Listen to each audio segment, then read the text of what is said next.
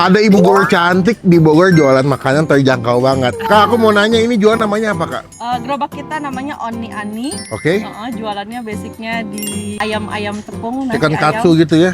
Iya, chicken katsu. Pokoknya per ayam-ayaman. Ada chicken wing sama chicken katsu. Sama bedanya nanti ada di saus-sausannya. Ini bikin kaget ya. Makan paling murah harga berapa, Kak? Harganya di 5.000 aja untuk nasi gigit atau nasi cokot. Bahkan yang paling murah cuma 15.000 ya? Betul. Best sellernya apa, Kak, kalau makan ke sini? Aku rekomendasiin di honey garlic wings sama chicken katsunya juga di sini best. Ini buka jam berapa, Kak, ini?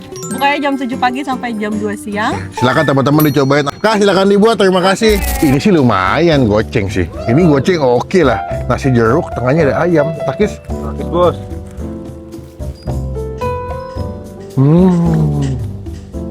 Enak ini buat anak-anak sekolah kenyang sih. Daripada lu beli ciki ya makan makanan mecin, dengan makanan ini goceng kenyang. Takis. Takis, Bos.